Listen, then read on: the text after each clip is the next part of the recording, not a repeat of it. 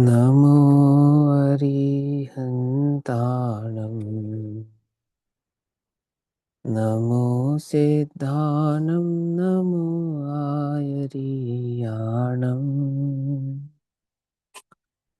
नमो वज्रायाणम् नमो लोये सवसाहुणम्।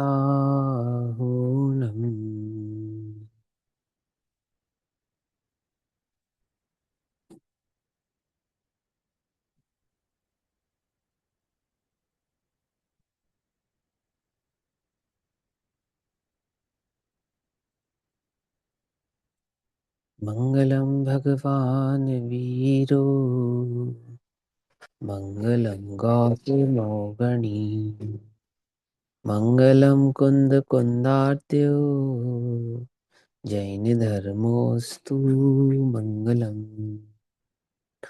सर्वमंगल्य मांगल्यम सर्वकल्याणिकारकम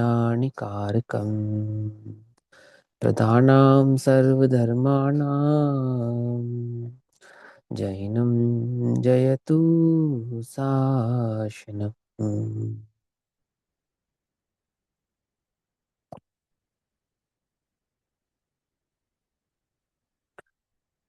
सर्वव्यापीक चेद्रूप स्वरूपाय परात्मने सौपलब्धि प्रसिद्धाय ज्ञानानंदात्मने नमः।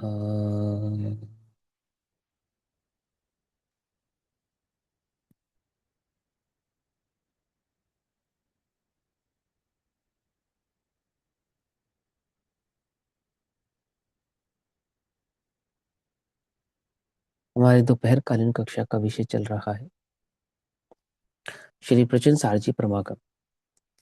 श्री प्रचन सारजी परमागम का स्वाध्याय हम सभी आचार्य अमृतचंद्र देव द्वारा रचित तत्व प्रदीपिका तथा आचार्य जयसेन देव द्वारा रचित तात्पर्य वृत्ति टीका के आधार से कर रहे हैं। गाथा चल रही है 106। ज्ञेय तत्व प्रज्ञापन महाधिकार के अंतर्गत द्रव्य सामान्य प्रज्ञापन की चर्चा चल रही है। द्रव्य के सामान्य स्वरूप की चर्चा चल रही है और द्रव्य का सामान्य स्वरूप समझाते समय आचार्य देव ने अभी हमें बतलाया 105 नंबर की गाथा में कि सत्ता और द्रव्य का एकत्व है, अर्थात सत्ता ही द्रव्य है, द्रव्य ही सत्ता है। द्रव्य सत्तात्मक है, एक तो हम इस अपेक्षा से कहते हैं, यानी मानो द्रव्य में सत्ता है। और यहाँ कहते हैं कि द्रव्य ही सत्ता है, अर्थात सत्ता ही द्रव्य है और द्रव्य ही सत्ता है। उनका एकत्व स्थापित किया। एकत्व स्थापित करने के पश्चात अब भिन्नत्व स्थापित करेंगे कि हमें आपकी बात ही समझ में नहीं आती, कभी एकत्व स्थापित करते हो कभी भिन्नत्व स्थापित करते हो, है। एक बात बताओ ना, एकत्व है या भिन्नत्व है। तो वो समझाना चाहते हैं कि देखो द्रव्य का स्वरूप कुछ ऐसा है कि द्रव्य अनंत गुणात्मक वस्तु के समूह को, अनंत गुणात्मक को एक द्रव्य ऐसा कहते हैं, गुणों के समूह को द्रव्य ऐसा कहते हैं। अब गुणों के समूह को द्रव्य कहते हैं तो उसमें एक सिंपल सी बात समझ में आती है कि गुण है और द्रव्य है ना। अब एक ऐसा भिन्नत्व तो उस द्रव्य में है कि अनंत गुणात्मक, एक ऐसा भिन्नत्व तो उस द्रव्य में है अनंत गुणात्मक। अनंत अनंत अनंत की तो उसमें भिन्नता है, परंतु अनंत हो जाने से द्रव्य में कुछ अनंत प्रतिच्छेद हो गए हैं, भेद हो गई है, ऐसा भी नहीं है। यह भी समझाना है, पकड़ में ही बात नहीं, पकड़ में माने उसके अनंत भाव को भी समझाना है और उसके एकत्व को भी समझाना है। तो इसलिए उसके एकत्व और भिन्नत्व को भिन्न भिन्न प्रकार से समझा रहे हैं, ठीक है ना। कोई कहे कि 3 प्रकार की सत्ता है, या सत्ता कुछ ऐसी चीज है कि सत्ता गुण होता है ना, गुण अस्तित्व नाम का गुण होता है। तो गुण द्रव्य में आकर कहीं से जुड़े और द्रव्य सत्तात्मक हो जाए तो बोले ऐसा नहीं है, है ना। कहीं बाहर से आकर वो वस्तु के अंदर जुड़ता नहीं है। वस्तु का स्वभाव ऐसा है। कैसा स्वभाव है कि एक द्रव्य अनंत गुणात्मक और प्रति समय परिणमन स्वभाव वाला, ये स्वभाव है उसका। ये सब मिलाते हैं तो वो एक द्रव्य कहलाता है। एक माने एक। पर एक कहने का तात्पर्य यह भी नहीं कि सभी गुण मिलकर एक हो गए और सभी पर्याय मिलकर एक हो गई। समझे बात नहीं समझे। मैं एक मनुष्य हूं, एक एक एक पुरुष हूं। पर एक पुरुष होने का तात्पर्य यह नहीं कि मेरी दोनों आंखें, मैं नाक कान मुंह सब एक हो गए, ऐसा भी नहीं है, है ना। वे भिन्न भी हैं और एक भी हैं। ऐसे ही द्रव्य के अनंत गुण भी हैं, और अनंत गुण होने पर उसमें अनंतता भी नहीं है, एक भी है। किसी अपेक्षा से उसको अनंत भी कहेंगे, किसी अपेक्षा से उसको एक भी कहेंगे। मैंने गुणों की अपेक्षा से उसको अनंत, और स्वभाव की या वस्तु की अपेक्षा से वो एक, ऐसा उसका स्वभाव। ये सब स्वभाव मिलता है तो इसको कहते हैं सामान्य विशेषात्मक। आपने समय सारणी के अंत में पढ़ा कि वस्तु सामान्य विशेषात्मक है, सियादवाद अधिकार में पढ़ा ना आपने।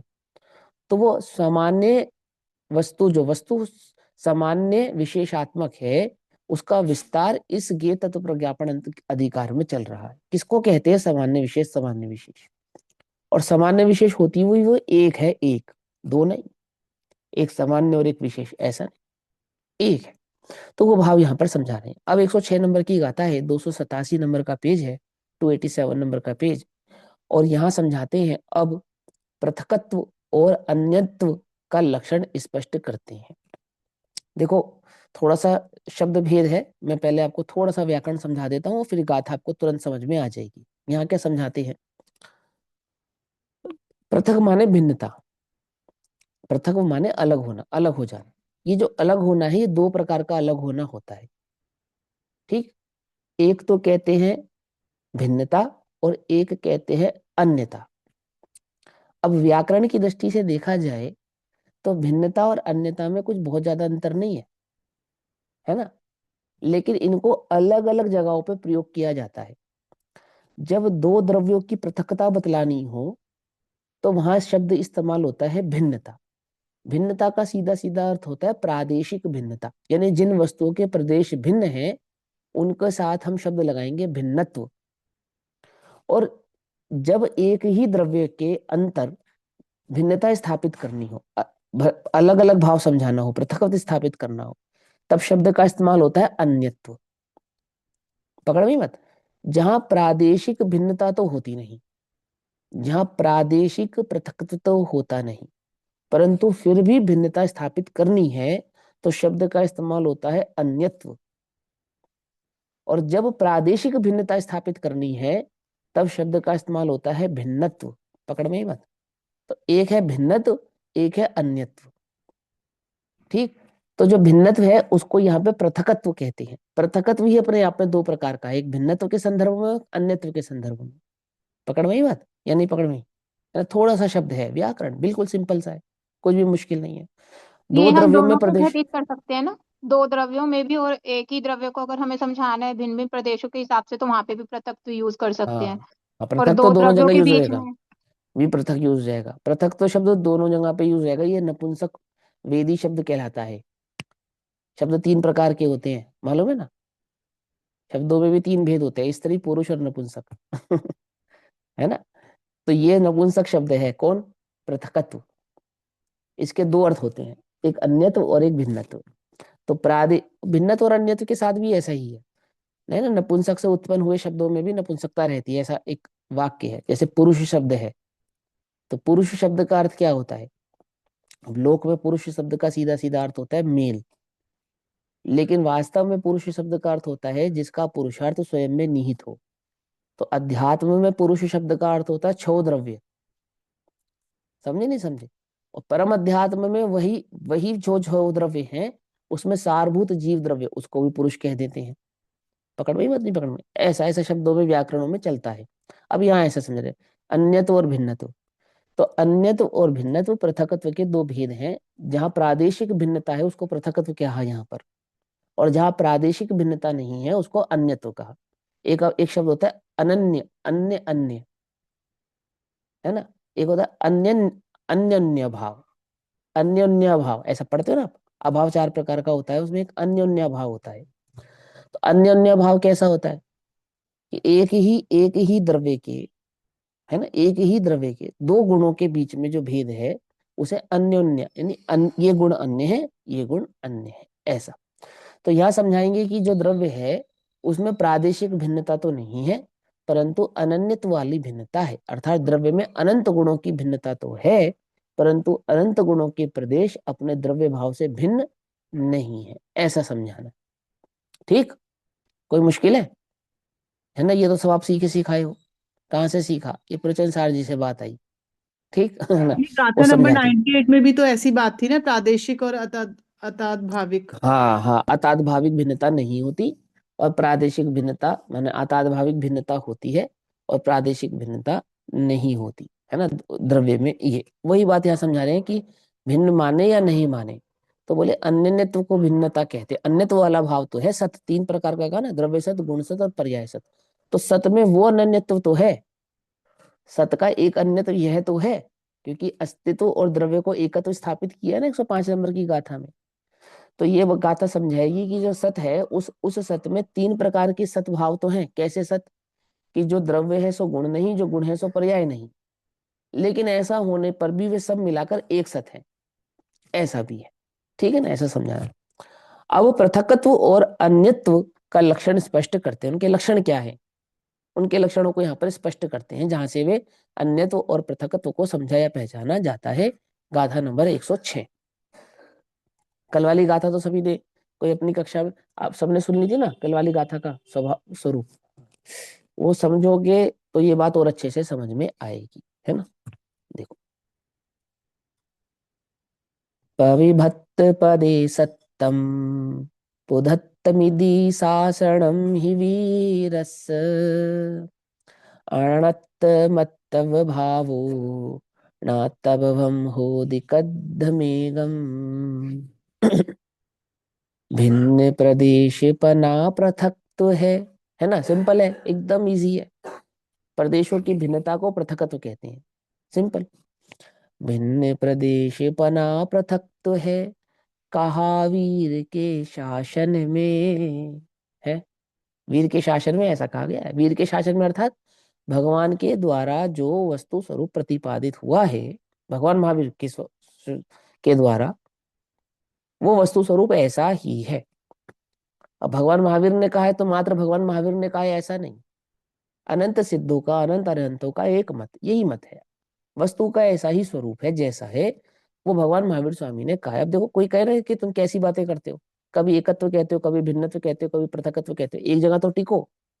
भगवान महावीर स्वामी ने वस्तु का स्वरूप ऐसा ही कहा है। क्या समझे? आई बात समझे? आचार्य देव क्या कहते हैं? भगवान ने वस्तु का स्वरूप ऐसा ही जाना है। ये मेरे तुम्हारे घर की बात नहीं है, तुम्हें समझनी पड़ेगी। हमें भी समझनी पड़ी तो समझ में आई, और तुम्हें भी समझनी पड़ेगी। ये ऐसा मत समझिए आचार्य कैसी बातें कर रहे हैं। आचार्य नहीं कर रहे हैं, ये भगवान बतला रहे हैं। पकड़ गई बात? क्या वजन डाला उन्होंने कि कभी कुछ कहते हो कभी कुछ कहते हो? ये हम नहीं कह रहे हैं, ये सर्वज्ञ के द्वारा देखा गया वस्तु का ऐसा स्वरूप है, वे बतला रहे हैं। भिन्न प्रदेश पना पृथक तो है, कहा वीर के शासन में। भगवान समोचरण में ऐसी बातें करते होंगे, ऐसा वस्तु का स्वरूप बतलाते होंगे। सोचो, विचार कर कर देखो। और हम क्या कहते हैं? और प्रवचन सार में कुछ ज्यादा नहीं है, उसमें तो मेंटली एक्सरसाइज है। और समोचरण में भगवान बतला रहे, मेंटली एक्सरसाइज कर रहे हैं क्या? अरे वो वस्तु का स्वरूप बतला रहे मेरे भाई। वो तुम्हें व्याकरण नहीं पढ़ा रहे, ध्यान सब समझना। व्याकरण नहीं पढ़ा रहे, वो तो तुम्हें वस्तु का स्वरूप बतला रहे हैं। और कौन सी भाषा में समझा रहे हैं? ना प्राकृत, ना संस्कृत, ना हिंदी। तू जिस भाषा में जानता है वहां तो, क्या समझे? वहां तिर्यंश भी है ना। और जब वीर के भगवान ने समोशरण के दिव्य ध्वनि में ये भाव आया होगा, तो उस तिर्यंश ने सुना होगा या नहीं सुना होगा?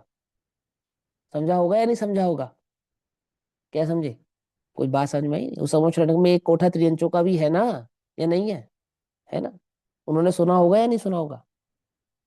बोलो, सुना होगा, जाना होगा। क्या जाना होगा? क्या कहा भगवान ने? भगवान ने कहा, भिन्न प्रदेश पना पृथक्त्व है, कहा वीर के शासन में। अतद भाव अन्यत्व कहा है, अतः एक कैसे होंगे। अतद भाव अन्यत्व को कहते हैं, माने एक एक वस्तु में ऐसी अन्यत्वता भी है और अभिन्नता भी है। पकड़ में बात? अपृथकता भी है, माने द्रव्य गुण पर्यायों में अपृथकपना भी है और द्रव्य गुण पर्यायों में अन्यत्वपना भी है। ऐसा वस्तु का वह अद्भुत स्वरूप है। पकड़ में ही? ऐसा भगवान ने कहा है। देखो, प्रविभक्त प्रदेशत्व अर्थात विभक्त प्रदेशत्व, विभक्त माने भिन्न प्रदेश, प्रदेशों की भिन्नता, पृथकत्व है, ऐसा वीर का उपदेश है। अतद्भाव, उस रूप ना होना, ये अन्यत्व है। जो उस रूप ना हो वह एक कैसे हो सकता है? समझ नहीं बात? यानी अनंत गुण है, वे अनंत गुण एक है ऐसा नहीं, परंतु अनंत गुणों से मिला हुआ एक द्रव्य वो एक है। पकड़ में बात? मतलब गुणों में अनंतता है ऐसा भी है, और अनंत गुणात्मक वह द्रव्य एक है ऐसा भी है।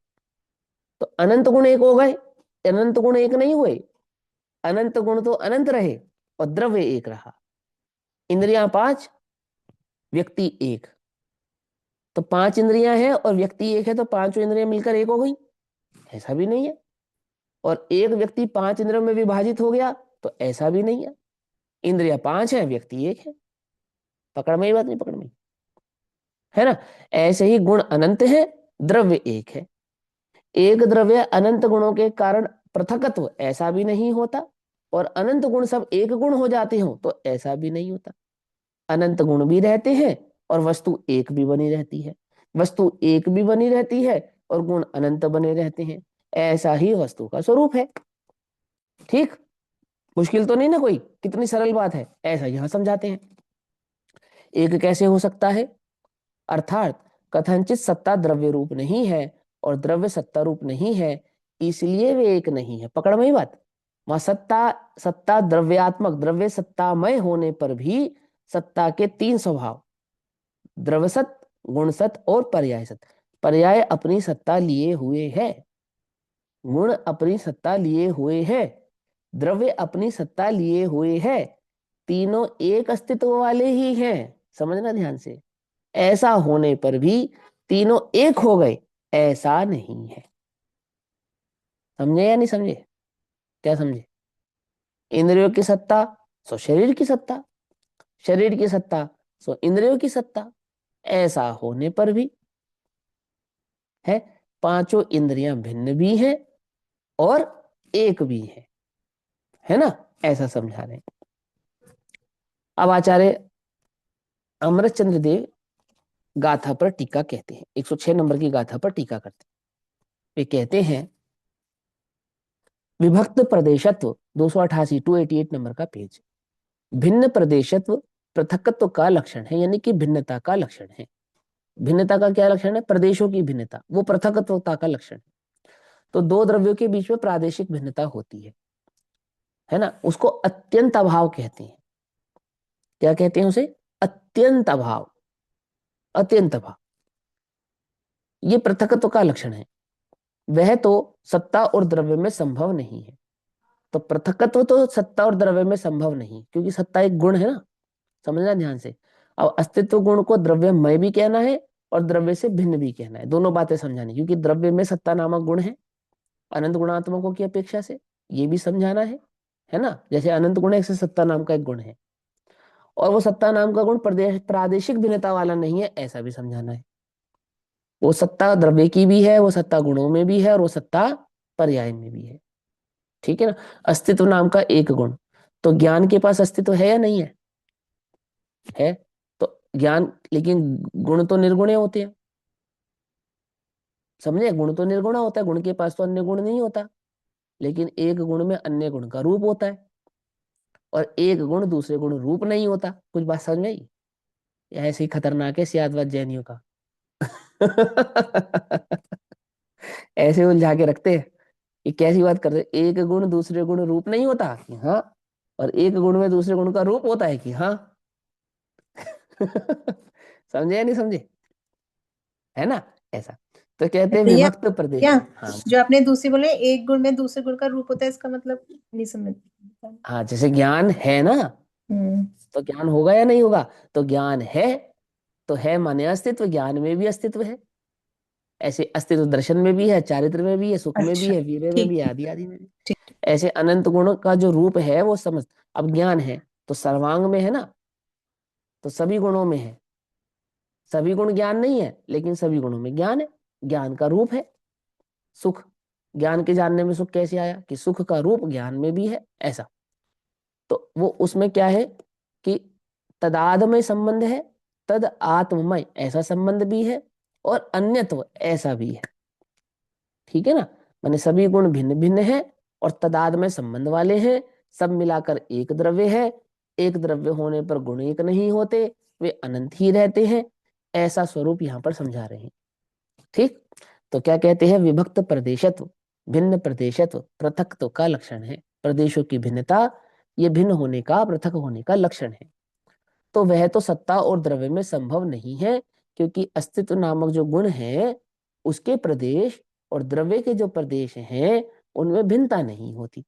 गुणों के प्रदेश नहीं होते, द्रव्य के प्रदेश ही गुणों के प्रदेश होते हैं, पर्यायों के प्रदेश नहीं होते। द्रव्य के प्रदेश ही पर्यायों के प्रदेश होते हैं। ठीक है ना, अर्थात यूं कहो, द्रव्य की सीमा में ही गुण और पर्याय होते हैं, ऐसा। क्योंकि गुण और गुणी में विभक्त प्रदेशत्व का अभाव होता है। समझ में बात, कौन सा अभाव होता है, अत्यंत अभाव होता है। ठीक है, अन्योन्याभाव नहीं होता। ठीक है ना, कौन सा अभाव होता है यहाँ पे पृथकत्व वाला अभाव होता है, यानी कि भिन्न प्रदेशत्व का अभाव। और उस एक द्रव्य में नहीं होता है, दो द्रव्यों के बीच में होता है वो, एक द्रव्य के बीच में, एक द्रव्य के भाव में, स्वभाव में नहीं होता है, माने विभक्त प्रदेशत्व का अभाव होता है। शुक्लत्व और वस्त्र की भांति, जैसे सफेद कपड़ा, तो सफेद भिन्न हो और कपड़ा भिन्न हो, ऐसा होता नहीं है। क्योंकि इस प्रकार वह इस प्रकार है कि जैसे जो शुक्लत्व गुण के प्रदेश हैं वही गुणी वस्त्र के हैं। पकड़ में बात ना, सिंपल सी बात है, गुणों के प्रदेश द्रव्य के प्रदेश होते हैं, ये बात सिद्ध कर रहे हैं। ये हमने पहले भी सीखा है, इसको और विस्तार से यहाँ पर समझा रहे हैं आपको, क्योंकि भिन्नत्व भी स्थापित करना है और अपृथकत्व भी स्थापित करना है। ठीक, अपृथकत्व, प्रादेशिक भिन्नता नहीं, और ऐसे भिन्नता, अन्यत्वता ऐसे है, ऐसे समझाना है। तो शुक्लत्व गुण के प्रदेश है, माने जो सफेद नामक गुण है ना, उस गुण की जो सफेद नामक पर्याय है, वर्ण नामक गुण और सफेद नामक पर्याय, तो सफेद पर्याय को ही गुण कह रहे हैं यहाँ पर। तो गुण और गुणी, और वो गुण किस में है, वो द्रव्य में है, यानी कपड़े का है। तो कपड़ा अलग, वर्ण अलग और सफेदी अलग, ऐसा है क्या, ऐसा नहीं होता है ना। तो क्या कहते हैं, जैसे शुक्लत्व गुण के प्रदेश हैं वे ही गुणी वस्त्र के हैं। गुण और गुणी, गुणी कौन, जिसने उस गुण को धारण किया है। सफेद कौन है, कपड़ा है। कपड़ा कैसा है कि सफेद है, ऐसा, मतलब बिना किसी रंग के कपड़ा प्राप्त होगा नहीं, कोई ना कोई रंग वाला होगा, ऐसा। इसलिए उनमें प्रदेश भेद नहीं है। इसी प्रकार जो सत्ता गुण के प्रदेश हैं वे ही गुण गुणी द्रव्य के हैं। ठीक है ना, यानी कि जो द्रव्य के प्रदेश कहो चाहे गुण के प्रदेश कहो, सत्ता के प्रदेश द्रव्य के प्रदेश है और द्रव्य के प्रदेश ही सत्ता नामक गुण के प्रदेश है। यहाँ पर इतना समझो, सत्ता एक गुण की अपेक्षा से बतला रहे हैं, सभी गुणों के साथ ऐसा ही है कि गुणों के प्रदेश ही द्रव्य के प्रदेश है, द्रव्य के प्रदेश ही गुणों के प्रदेश है। ध्यान से समझना, क्या समझना, गुणों के प्रदेश नहीं होते, परंतु द्रव्य के प्रदेशों को गुणों का प्रदेश ऐसा कहते। ठीक, इसलिए उनमें प्रदेश भेद नहीं है। प्रदेश होते तो प्रदेश भेद हो सकता था, गुणों के पास प्रदेश होते तो प्रदेश भेद हो सकता था, पर होते ही नहीं ना। समझे या नहीं समझे बात, जगत में कोई एक गुण कहीं नहीं है, जहां भी कहीं है तो द्रव्य ही है, गुण कहीं नहीं है। द्रव्य गुणमय है, पकड़ में ही बात, नहीं पकड़ में ही है ना। गुण ढूंढने जाओगे तो कौन मिलेगा, द्रव्य मिलेगा, गुण नहीं मिलेगा, है ना। शक्कर मिठास लेने जाते हैं तो शक्कर लेकर आते हैं, पकड़ में ही बात। खटास लेने जाते हैं वो तो नींबू लेकर आते हैं, आती है, वो समझ में नहीं आती। आप अकेला गुण नहीं ला सकते, गुण गुण ढूंढेंगे तो कौन मिलेगा, द्रव्य मिलेगा। क्यों मिलेगा, क्योंकि गुण द्रव्य में रहता है, द्रव्य से भिन्न नहीं होता है, द्रव्य से भिन्न उसकी कोई सत्ता नहीं है। सत्ता प्राप्त करने के लिए उसे प्रदेश चाहिए, जो उसके पास नहीं है वो द्रव्य के पास ही है, इसलिए द्रव्य की सत्ता गुणों की सत्ता है, समझना ध्यान से। और ऐसा होकर भी गुण अपने अस्तित्व को खोता नहीं, अर्थात अपने अन्यत्व भाव से स्थापित रहता है। आ गई बात समझ में? शरीर से कट के ये उंगली क्या हो जाएगी? क्या हो जाएगी? मिट्टी हो जाएगी बस। 2 दिन नहीं तो 3 दिन, 3 दिन नहीं तो 10 दिन में हो जाएगी या नहीं हो जाएगी? हो जाएगी ना। और जब तक शरीर के साथ है तब तक एकदम स्वस्थ रहेगी, सड़ेगी नहीं एक बार भी। और शरीर से अलग हो जाए तो शरीर स्वस्थ रहेगा, उंगली सड़ जाएगी। हो जाएगी नहीं हो जाएगी? ऐसा ही है ना। गुण द्रव्य से कभी अलग नहीं होते, ऐसे उंगली अलग हो जाए, लेकिन उनकी कोई सत्ता नहीं है उस द्रव्य के बिना। समझे नहीं समझे बात? ऐसा समझा रहे हैं। आगे क्या कहते हैं, ऐसा होने पर भी उनमें सत्ता और द्रव्य में अन्यत्व है, गुण और गुणी में अन्यत्व है। सत्ता और द्रव्य में यानी गुण और गुणी में अन्यत्व है। पकड़ में बात? एकत्व भी स्थापित किया, अब अन्यत्व भी स्थापित कर रहे हैं। कैसा अन्यत्व है? कि सत्ता एक गुण का नाम है। सत्ता यानी अस्तित्व, वो एक गुण का नाम है। और द्रव्य अनंत गुणात्मक होता है। हम किसी एक गुण को द्रव्य नहीं कह सकते, हम सत्ता नामक गुण को द्रव्य नहीं कह रहे हैं कि जो सत्ता नामक गुण है वो तो हो गया द्रव्य और बाकी सारे जो गुण है वो हो गए गुण। ऐसा नहीं। जैसे अनंत गुण है वैसे सत्ता भी एक गुण है। और जैसे द्रव्य में और गुणों में अन्यत्व होता है, ऐसा ही सत्ता और द्रव्य में अन्यत्व है ना। ऐसा होने पर भी, हाँ कुछ पूछना है बोलो। ये जो यहाँ पर बताया है कि सत्ता, तो यहाँ पर सत्ता मतलब एक गुण की अपेक्षा से बात करी गई है, हाँ, उसको एक सभी गुण की गुणों पर, अपेक्षा से। सभी हाँ, गुणों पर सभी गुणों ग्रहण पे कर घटित है। लेना। हाँ और जो जी। पीछे हमने सत्ता पढ़ा, सत हाँ। द्रव्य लक्षणम, वहां पर हम्म। सत्ता को ही द्रव्य स्वीकार किया गया था। हाँ हाँ, इससे पहले वाली गाथा में, 104 नंबर की गाथा में, 105 नंबर की गाथा में, तो कि मतलब वहां द्रव्य पर हमने सत्ता में है। सत्ता मतलब, हाँ हाँ हाँ, सत्ता बोलो बोलो। मतलब एक द्रव्य, सत्ता मतलब वहां पर एक द्रव्य लिया था, संपूर्ण द्रव्य। हाँ सत्ता हाँ। कहो या द्रव्य कहो, एक ही बात है। एक लेकिन ही यहाँ बात पर है। जो अस्तित्व नाम का एक गुण है, उसकी अपेक्षा हाँ से सभी की चर्चा करी गई है नहीं। हाँ हाँ हाँ हाँ, बिल्कुल ऐसे ही है। वहां पे ये कह कर क्या कहा गया था, देखो वहां पे एकत्व स्थापित करना था कि देखो, ये थोड़ा सा दार्शनिक है, अगर आपकी बात समझ में आ जाए। देखो विचारक होंगे तो समझ में आएगा। दो तरह के लोग होते हैं इस दुनिया में। आचार्य देव जो चर्चा कर रहे हैं वो विचारकों के लिए कर रहे हैं, खोजियों के लिए कर रहे हैं, पुरुषार्थियों के लिए कर रहे हैं, परीक्षार्थियों के लिए कर रहे हैं। कुछ बात समझ में आ रही क्या कह रहा हूं मैं? ये चर्चा किसकी है? ये गाथा किन के लिए लिखी गई?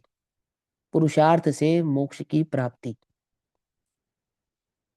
आचार्य कल्प पंडित टोडरमल जी ने क्या कहा? आज्ञा प्रधानी से विशेष परीक्षा प्रधानी होता है। कहा या नहीं कहा? वो जो परीक्षार्थी है ना, ये चर्चा उसके लिए है। ये आप और मेरे लिए नहीं हो रही है। मैं अपने को भी गिन रहा हूँ आपके साथ, घबराओ नहीं। क्यों? क्योंकि हम हैं बैल।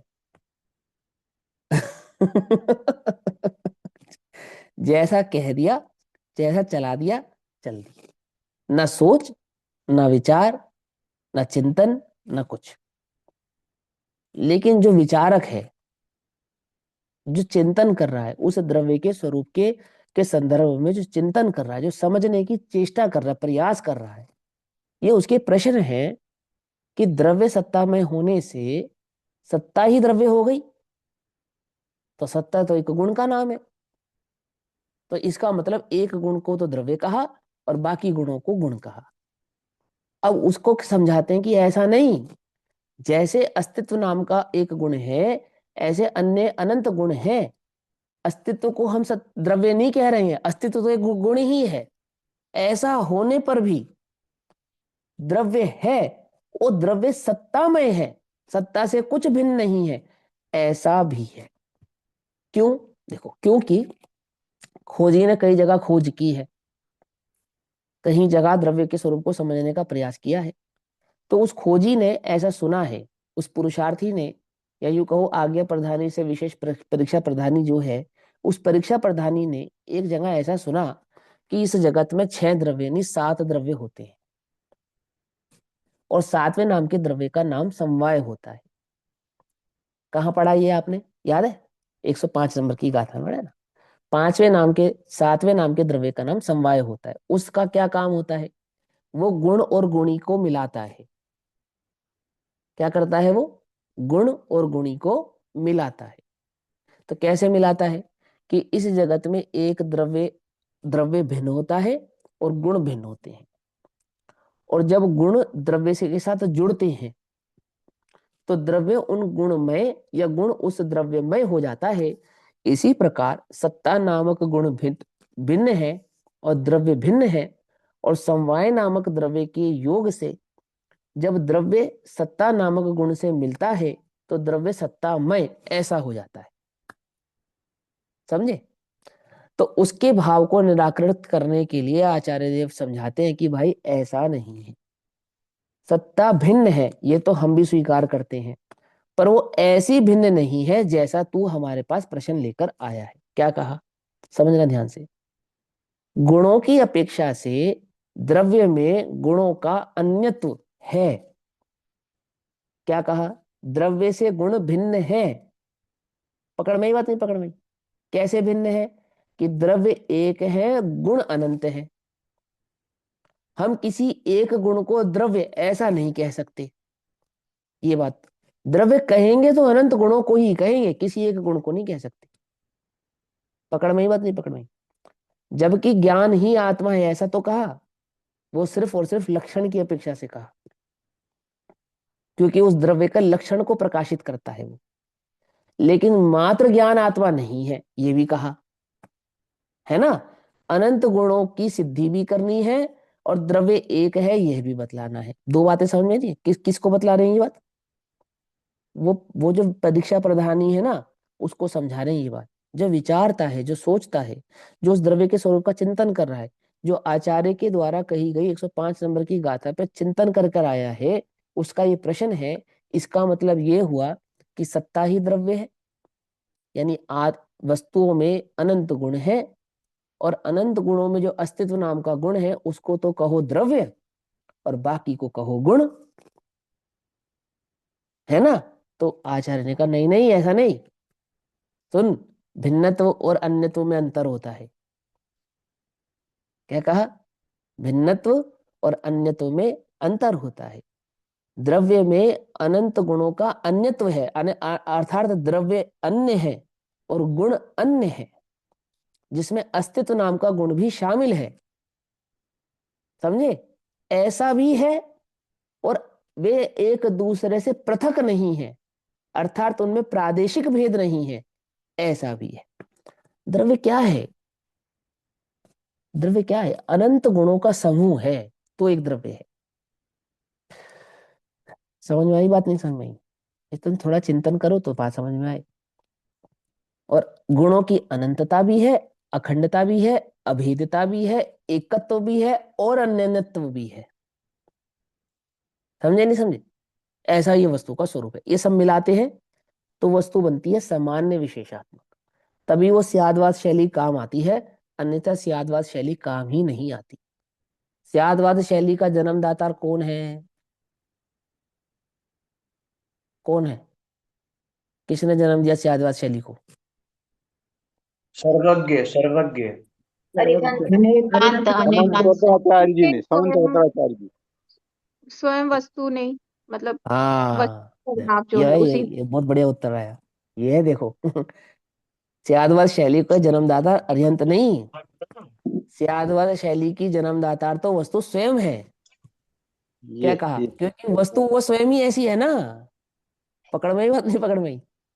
क्या कहा? सही किसी कहा। भी बच्चे को शैतान तुम तब तक नहीं कह सकते जब तक वो शैतानी ना करे। क्या बोले? बात समझ में नहीं है?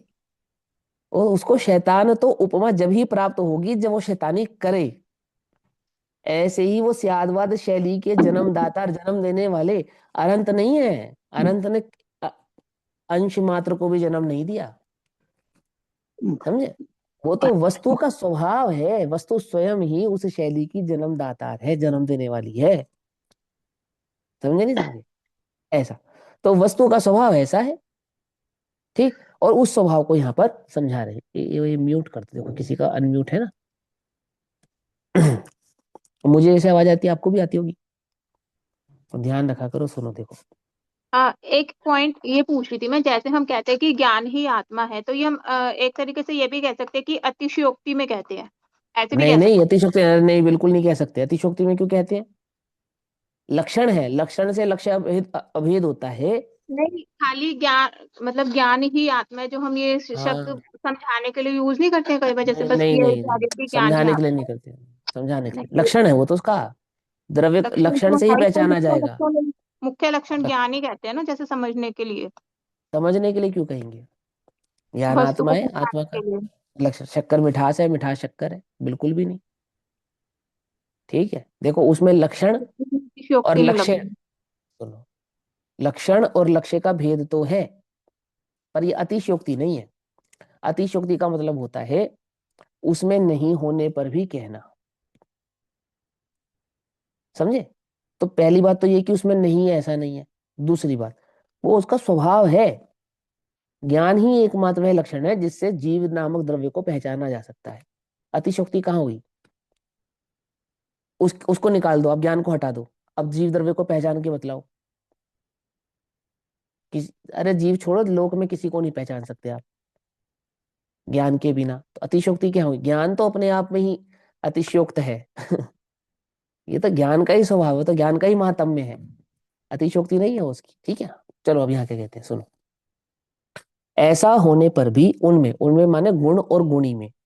तो यहाँ पे गुण, सत्ता गुण की बात चल रही है ना, तो अस्तित्व नामक गुण, और अस्तित्व नामक गुण किस किस में है? कि सभी द्रव्यों में है।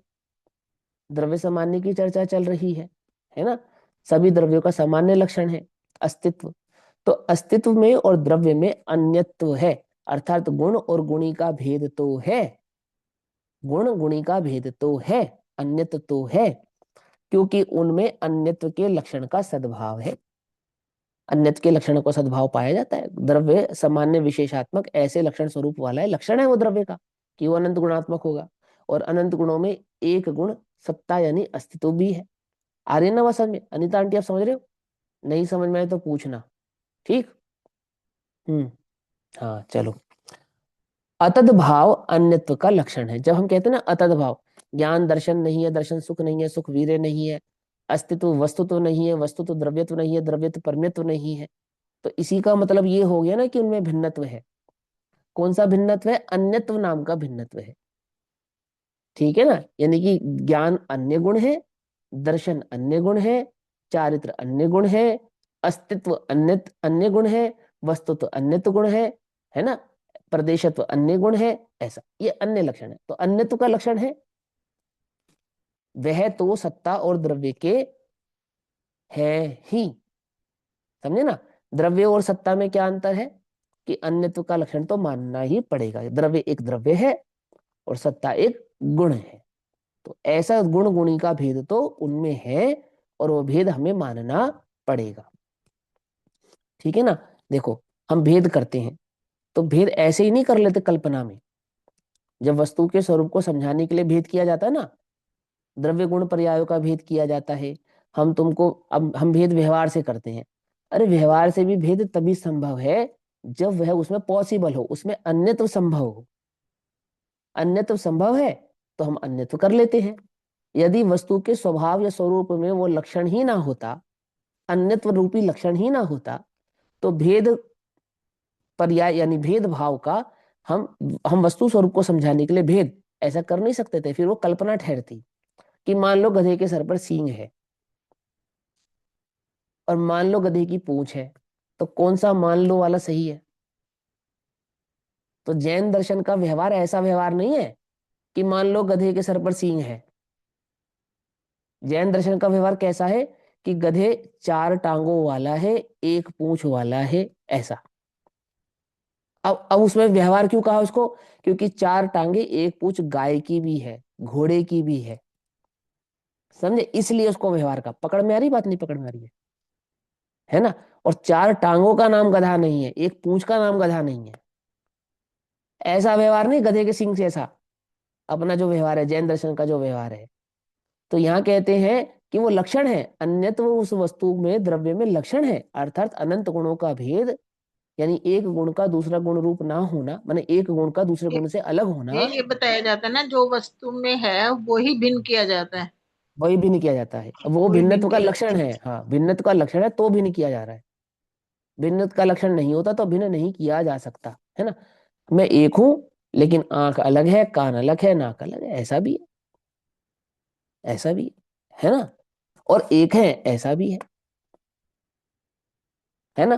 देखो ईएनटी का डॉक्टर होता है ना, आंख नाक और कान स्पेशलिस्ट होता है जो, आईज नोज ईयर। तो throat eyes throat nose, eyes nose ear का जो भी आईज नोज ईयर नाक जो भी कान होता होगा, गला, अपने को थ्रोट हाँ, थ्रोट। नाक कान गला थ्रोट हो गया, चलो भाई नाक कान गला है ना। तो नाक कान गला, तो नाक कान गला, ये तो नाक कान गला एक तो भी है और अन्य तो भी है, ऐसा है या नहीं है ना। पर तुम कान का इलाज करने जाओ गले का इलाज कर देगा, ऐसा तो नहीं है। और तुम गले का इलाज कराने जाओ नाक का इलाज कर देगा, ऐसा तो नहीं है, ऐसा तो नहीं है। लेकिन उनका एक तो भी है ना, और उनका अन्य तो भी है, ऐसा है नहीं। ऐसे ही यहाँ समझाते हैं कि वो कहते हैं कि द्रव्य में अनंत गुणों का अन्यत्व भी है, और अनंत गुणात्मक होने पर वो एकत्व एक द्रव्य भी है। समझ में आ रही बात, नहीं समझ में आ रही है आप। वो इतनी सी बात नहीं है कि तुमने कहा वो अन्य अन्य होते हैं, इसके ऊपर पूरी टीका लिखी जा रही है समझाने के लिए, और तुम विचारक बनोगे तो तुम्हें समझ में आई ये बात कि क्या है ना। आंख मूंद के मानने की आदत हो गई अपनी। लेकिन आचार्य ऐसे नहीं है, वे तो कह रहे कि तुम अच्छे से परीक्षा करके नक्की करो कि द्रव्य कैसा है। ठीक, देखो अब क्या कहते हैं, क्योंकि उनमें अन्यत्व के लक्षण का सद्भाव है। पकड़ में आ गई बात, लक्षण का सद्भाव है तो हम उस लक्षण की अपेक्षा से वस्तु में भेद भी कर पाते हैं।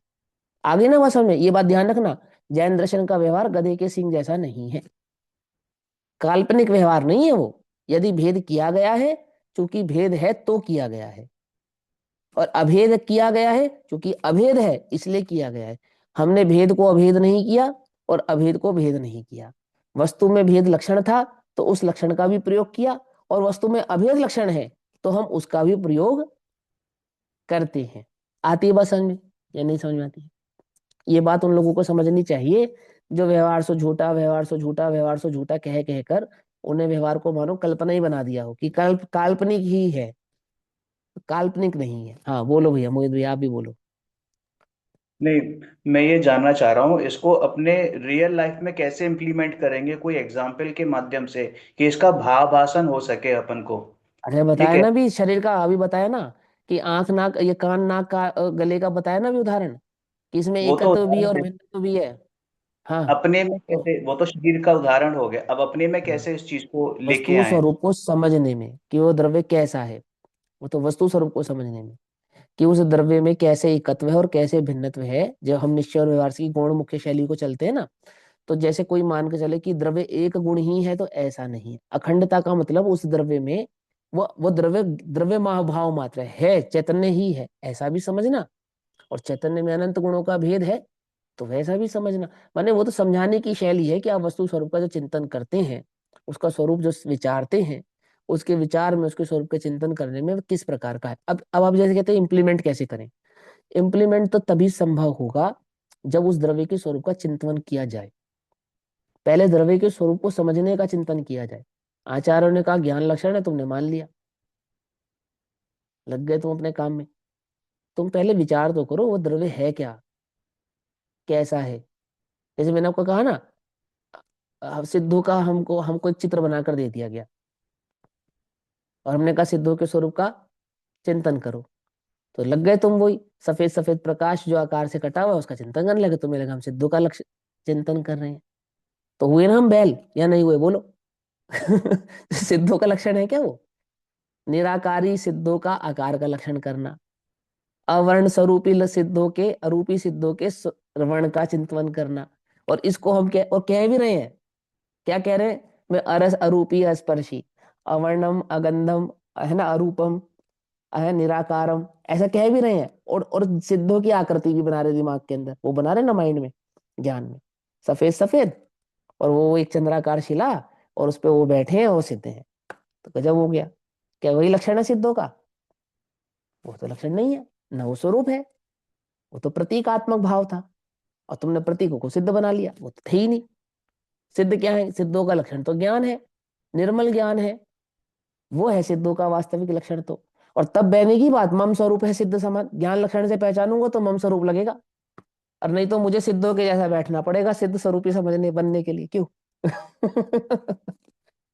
तो करना पड़ेगा, नहीं करना पड़ेगा? है, खड़िया लपेटनी पड़ेगी सारे शरीर में, खड़िया समझते हो? मतलब चौक, चौक मिट्टी समझ लो, ठीक है ना? तो लगेंगे हम सिद्ध समान, नहीं तो नहीं बनेंगे सिद्ध समान। कुछ बात समझ में आई या नहीं आई? मानो सिद्धों का लक्षण तो ज्ञान है। ऐसे ही मैं ये किससे समझा रहा हूँ आपको कि तुम वो वस्तु के स्वरूप का जब चिंतन करोगे, मनन करोगे, उसके स्वरूप का विचार करोगे बैठ के, कि आचार्य देव ये बात कह रहे हैं, अनंत भगवान ने समूह शरण में, भगवान महावीर ने समूह शरण में ऐसा कहा है, अन्यत्र और भिन्नत का स्वरूप समझाया है। किस लॉजिक से समझाया, क्या समझाना चाहते हैं वो हमें? बस चिंतन करने से पता लगेगा, बैठ के विचार करने से पता चलेगा। यहाँ गए, सुने और याद कर लिया, उससे नहीं मालूम चलेगा, उस वो नहीं है दम, उसके स्वरूप को विचार करना पड़ेगा। समझ? वो वाला हिसाब नहीं, केमिस्ट्री वाला रट्टा मार लिया। मेरी बात समझ रहे हैं? उस केमिकल का नाम अमुक, केमिकल का नाम अमुक है, अब वो है, आप उसको याद कर लो, क्यों है, कैसे है, किस लिए, सब छोड़ दो, बस उसको याद कर लो, बात खत्म। है ना? शरीर के अमुक ऑर्गन का नाम, अमुक हार्मोन का नाम, अमुक उसका नाम, ये है, ये है, उसको बस रट्टा मार लो और बात खत्म। क्यों है, किस लिए है, कैसे है, ये तो लोक की पद्धति है रट्टा मारना, अध्यात्म की या धर्म की ये पद्धति नहीं है। यहाँ तो कहते हैं वस्तु स्वरूप समझो, रट्टा मत मारो। रट्टा नहीं मारो, हमने रट्टा मारा हुआ है ना, क्यों? हमें तो याद है, तो याद कैसे है? क्योंकि हमने कई बार पढ़ लिया, कई बार सुन लिया, तो हमें याद हो गया। स्वरूप के चिंतन से हमने उसको समझा हो, ऐसा नहीं है। समझे? ग्रेविटी का सिद्धांत मान के चलो न्यूटन ने दिया, फॉर एग्जाम्पल, है ना? हालांकि न्यूटन का नहीं है, पर मान लो, कोई बात नहीं, अपने को आपत्ति नहीं है ना?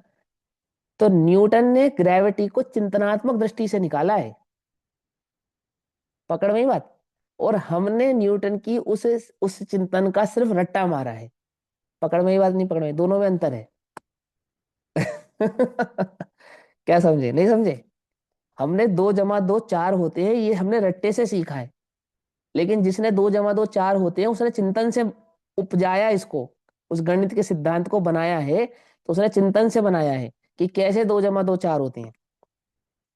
पकड़ में ही बात, कि कैसे एक से एक को जोड़ेंगे, एक से एक को जोड़ेंगे, कैसे वो 4 की संख्या बनेगी। 9 से अधिक संख्या नहीं होती तो क्यों नहीं होती है, क्या उसका कारण है, क्या उसके लॉजिक है, आदि आदि, ऐसे बहुत सारे भेद प्रतिभेद हैं। तो मैं ये समझाना चाहता हूँ कि हमें यदि द्रव्य गुण पर्याय के स्वरूप की खबर है भी, तो सिर्फ इतनी है कि हमने पढ़ा है और हमें याद है, तो हमें ये अटपटा लग रहा है यहाँ पढ़कर कि इसमें क्या विशेष है। अगर तुमने चिंतन किया हो तो तुम्हें मालूम चले इसमें जो विशेष है वो और कहीं विशेष नहीं, वस्तु का स्वरूप है वो चिंतन से निकल कर आता है, कहाँ वो प्रश्न खड़े होते हैं और किन प्रश्नों का समाधान यहाँ आचार्य देव दे रहे हैं। समझे? ऐसे नहीं दे रहे, किताब नहीं भरनी उनको, गाथाओं की काउंटिंग बढ़ानी है और टीकाओं की संख्या बढ़ानी है, इसके लिए नहीं लिखी गई है ये, है ना? वो वस्तु के स्वरूप में निहित है, उसको जानने और समझने से वस्तु का स्वरूप स्पष्ट होता है ना? चिंतन करने वाले, विचार करने वालों का वो प्रश्न है, सो उसका ये समाधान है। इसके लिए ही ये बात यहाँ कही जा रही है और समझाई जा रही है, सिर्फ रिपीट नहीं किया जा रहा है। ठीक, तो देखो क्या कहते हैं। हम्म, वह तो अतद भाव अन्यत्व का लक्षण है, वस्तु में अतद भाव होता है और अतद भाव अन्यत्व का ही लक्षण होता है। वह तो सत्ता और द्रव्य के है ही, द्रव्य में अतद भाव तो होता ही है, गुणों में द्रव्य के साथ अतद भाव संबंध होता है, एक गुण का अन्य गुणों के साथ अतद भाव संबंध होता है, क्योंकि गुण और गुणी के तदभाव का अभाव होता है। गुण भिन्न है और गुणी भिन्न है, वे अतद भाव वाले हैं, तदभाव वाले नहीं है। माने गुण ही द्रव्य है, द्रव्य ही गुण है, ऐसा नहीं है। गुण भिन्न है, द्रव्य भिन्न है, ऐसा हम कहेंगे, ऐसा हम कहेंगे, गुण ही द्रव्य है, द्रव्य ही गुण है, ऐसा हम कहेंगे, ऐसा एकत्व करेंगे। लेकिन ऐसा एकत्व किसका सच्चा है? जिसने वस्तु के संपूर्ण स्वरूप को भली प्रकार से समझ लिया हो उसका, और जिसने नहीं समझा हो वो तो छल ग्रहण करेगा, वो तो समझेगा गुण ही द्रव्य है, द्रव्य ही गुण है। याद है आपको अभी? गुण एक सत्ता है, अन्य अन्य गुण है। हाँ, गुण एक सत्ता है नहीं, सत्ता नाम का एक गुण जो अस्तित्व नाम का गुण है उसकी अपेक्षा से चल रही है। हाँ, ठीक है ना। देखो, अभी जब द्रव्य गुण पर्याय का स्वरूप समझा रहे थे तो विस्तार सामान्य, आयत सामान्य आदि आदि भेद चल रहे थे ना। तो मैंने वहां आपको यही बात समझाने की कोशिश भी की थी, अगर आपको ध्यान हो तो। द्रव्य और गुणों के बीच में जब भेद खड़ा करना है तो द्रव्य को प्रदेशों से समझा जाएगा। समझे नहीं समझे? और गुणों, वो प्रदेश होते हैं असंख्यात। एक, पकड़ में, पुद्गल का एक प्रदेश, आत्मा के असंख्यात प्रदेश। तो ये प्रदेशों से तो द्रव्य की भिन्नता, पकड़ना ध्यान से। और लेकिन प्रत्येक द्रव्य अनंत गुणात्मक, पकड़ में ही बात, चाहे वो एक प्रदेशी हो और चाहे वो असंख्यात प्रदेशी हो। आती है बात, समझ में नहीं आती है? और पर्याय सो गुणों का परिणमन, ऐसे द्रव्य में, गुण में और पर्यायों की भिन्नता। और एकत्व कैसा कि गुण और पर्यायों के पास प्रदेश नहीं होंगे। किसके पास प्रदेश होंगे? वो द्रव्य के पास होंगे। एक प्रदेशी द्रव्य हो चाहे बहुप्रदेशी द्रव्य हो, प्रदेश द्रव्य के होंगे। उस प्रदेश में अनंत गुण होंगे। असंख्यात प्रदेशी होगा तो अनंत गुण असंख्यात प्रदेशों में होंगे, और एक प्रदेशी होगा तो असंख्यात गुण उस एक प्रदेश में होंगे। और उन अनंत गुणों का जो प्रति समय अविभाग प्रतिच्छेद के साथ परिणमन होगा प्रति समय का, सो वह पर्याय होगी। पकड़ में ही बात। ऐसा उस वस्तु का स्वरूप है। ध्यान से चिंतन करोगे तो समझ में आएगा। लेकिन अगर अभी मैं तुमको बोलूं द्रव्य और गुण के बीच में भिन्नता स्थापित करो तो कर नहीं पाओगे, क्योंकि गुणों के समूह को तो द्रव्य कहते हैं। द्रव्य को गुणों से भिन्न क्या माने हम? और बात भी सच्ची है, द्रव्य गुणों से कुछ भिन्न ऐसा नहीं है,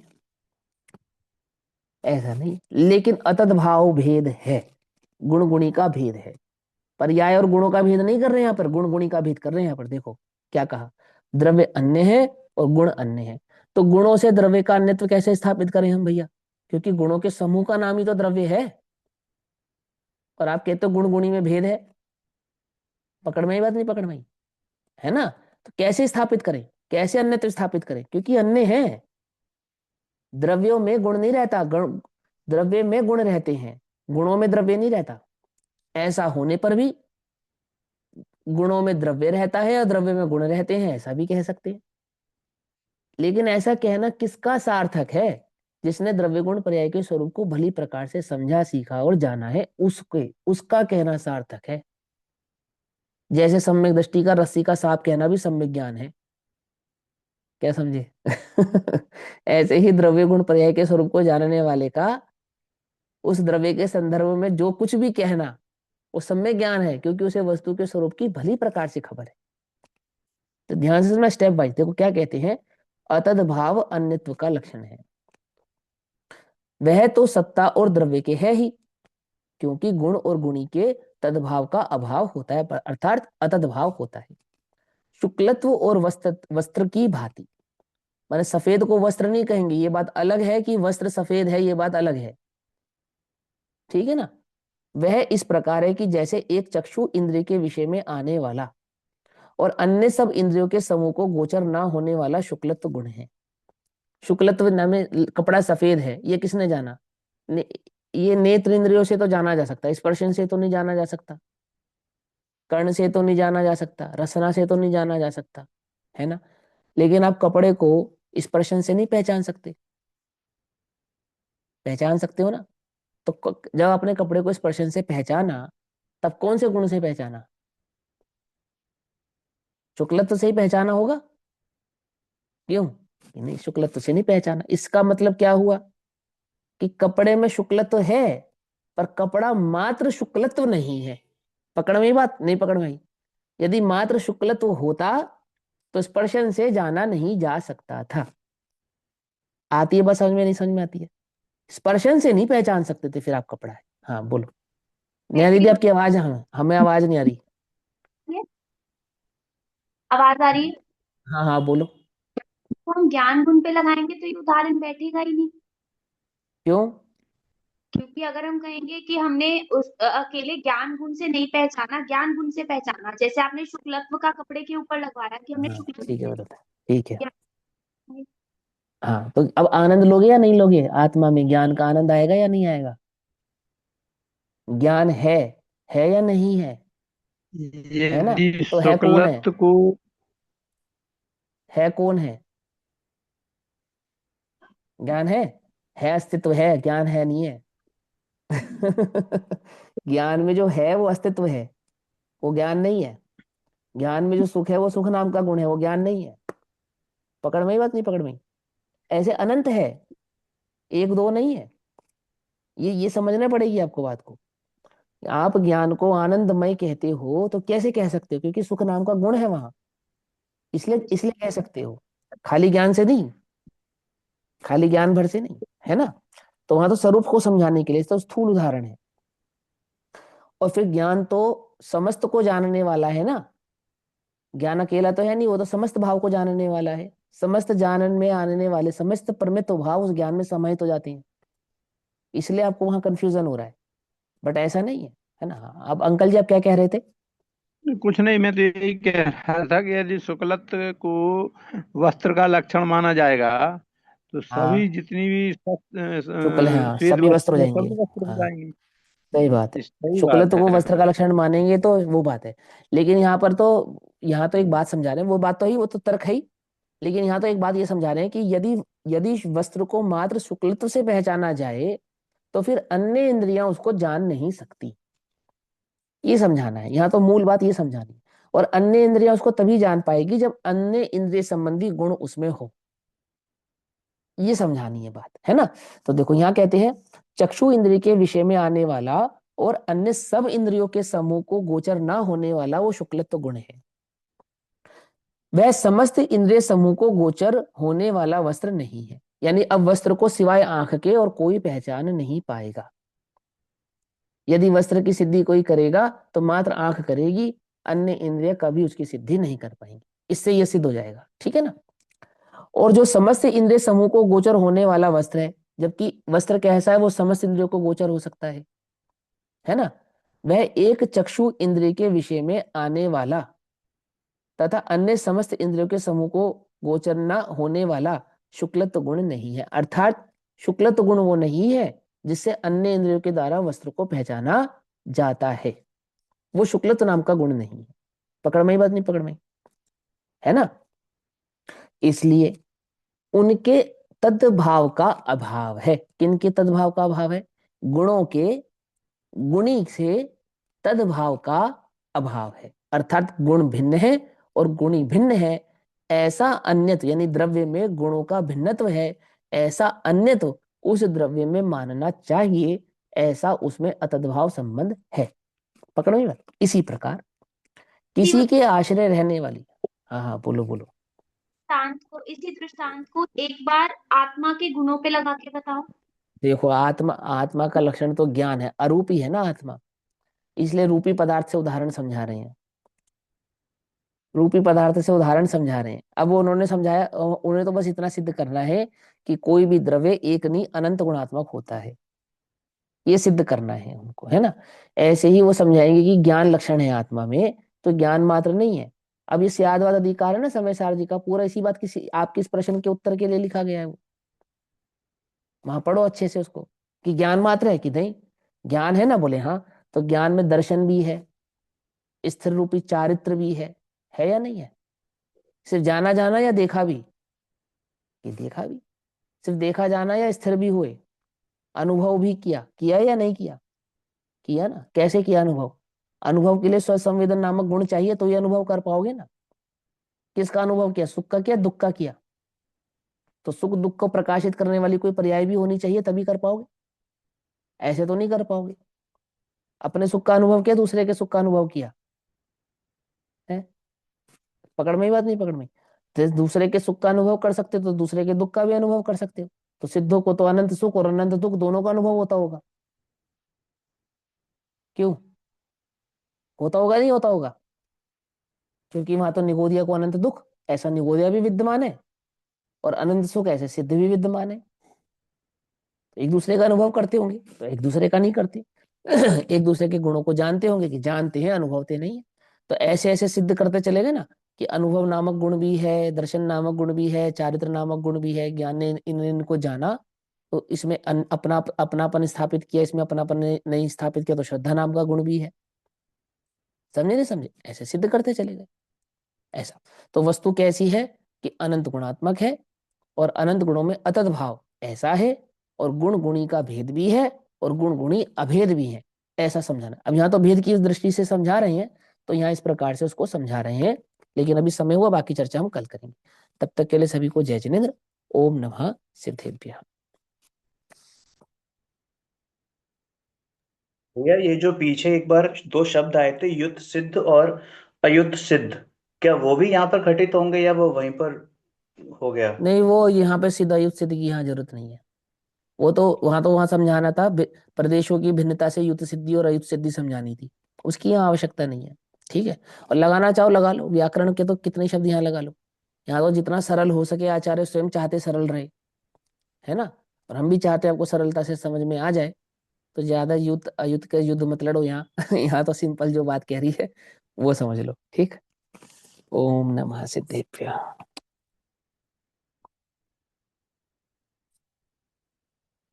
निज निधि निज में बताई, यह अनंत उपकार है, उसके लिए जिनवाणी माँ को वंदना शत बार है। नमो हरिहंताणम, नमो सिद्धाणम, नमो वाय, नमो शरणम, नमो लोक, नमो हरिहंताणम, नमो सिद्धाणम, नमो वाय।